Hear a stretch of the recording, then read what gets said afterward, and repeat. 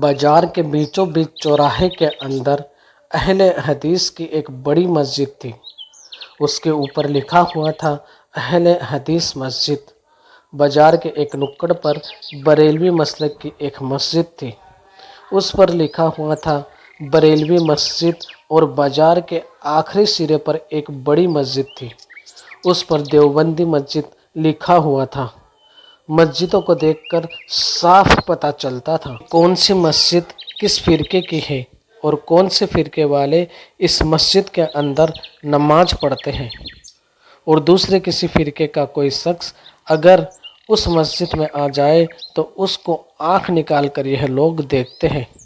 بازار کے ایک سرے سے آخری نکڑ تک کم سے کم 500 دکانیں تھیں، لیکن کسی بھی دکان پر یہ نہیں لکھا تھا کہ بریلوی جنرل اسٹور، اہل حدیث گارمنٹ، دیوبندی ٹیکسٹائل۔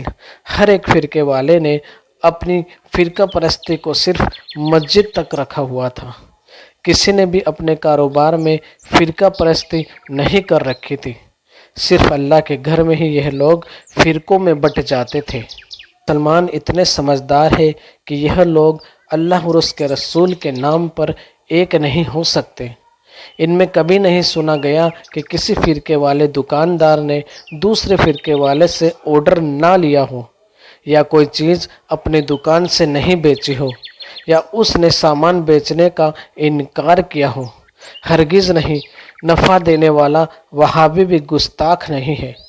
گراہک کی صورت میں آئے تو دیوبندی بھی بہت اچھا مسلمان ہے، اور گراہک کی صورت میں آیا بریلوی بھی مشرک نہیں ہے۔ تماشے مسجدوں اور مدرسوں میں ہی سیمت ہے۔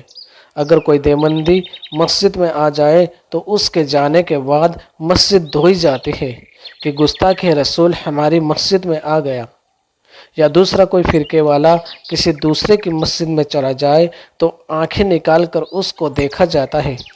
عجیب و غریب مسلمانوں، اللہ کو کیا سمجھتے ہو؟ یہ تمہارے فرقوں کے ناموں پر بنی ہوئی مسجد نہیں، تمہارے فرقوں کی عبادت گاہ ہے، جہاں پر تم اللہ کی نہیں اپنے فرقوں کی عبادت کرتے ہو۔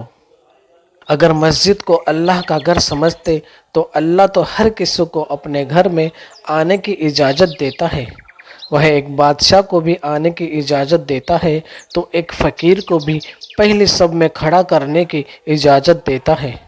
بے شک وہ تو غفور و رحیم ہے، اس کے لیے اپنے سب بندے ایک سے ہیں۔ ابھی بھی وقت ہے، سنبھل جاؤ، پھر ایسا نہ ہو پچھتانے کے علاوہ کچھ باقی نہ رہے۔